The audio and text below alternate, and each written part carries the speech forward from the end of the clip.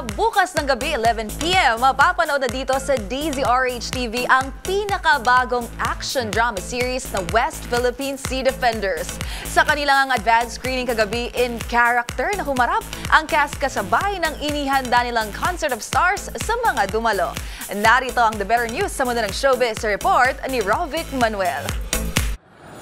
In character ang cast ng pinakabagong action drama series na West Philippine Sea Defenders sa kanilang premiere night kagabi na ginanap sa The Manila Hotel. Simula kasi bukas, mapapanood na sa DZRH TV ang WPS Defenders, tampok ang kwento ng Pilipinas at ang nararanasang pambubuli nito mula sa isang nuclear superpower nation na tinawag na Kingdom of Manchuria. Pagbibidahan ito ni Aljur Abrenica, mag-amang Jeric at AJ Raval, magkapatid na Rani at Lance Raimundo. Gayun din sina Diana Meneses, Ali Forbes, Ayane Misola, Mary Trego at Henry Lo. Ang WPS ay mula sa orihinal na konsepto ni Dr. Michael Raymond Aragon ng Kapisanan ng Social Media Broadcasters ng Pilipinas o KSMBPI. Ayon kay Dr. Aragon, righteousness ang inspirasyon ng serye mula sa kasalukuyang kinakaharap na suliranin ng Pilipinas mula sa dayuhang bansa.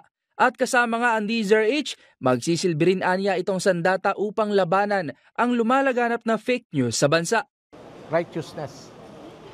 Hindi tama ang ginagawa sa Pilipinas ng ibang bayan.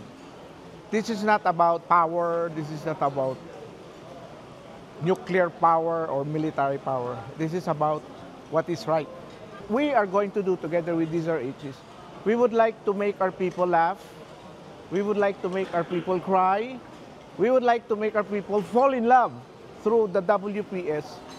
Then habang araw-araw pinapanood nila tayo, then we will tell the Filipino narrative of what is the truth and what is the fight of the country at West Philippine Sea. Ayon naman kay Diana Meneses, isa sa mga defenders ng WPS series, kasunod ng kaniyang recent projects, sinubukan rin aniya ang serye dahil sa advokasya na mayroon at ipinaparating nito sa mga manonood. Unang-una, this is like an advocacy project, no, for us to like really debunk lahat ng mga nakikita natin ng mga masasamang mga negative news na meron tayo tungkol sa West Philippine Sea. Since I've been doing a lot of acting lately, ang dami naming movies, sabi ko, bakit hindi ko na lang itry ito? Dahil seryoso rin to at maganda rin siya para sa Pilipinas. Samantala, mapapanood naman simula bukas 11 p.m. tuwing Martes at Miyerkules ang WPS Defenders dito sa DZRH TV.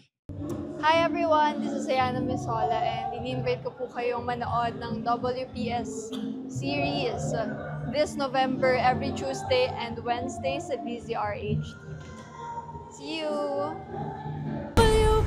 West Philippine Sea Defenders, mapapanood na.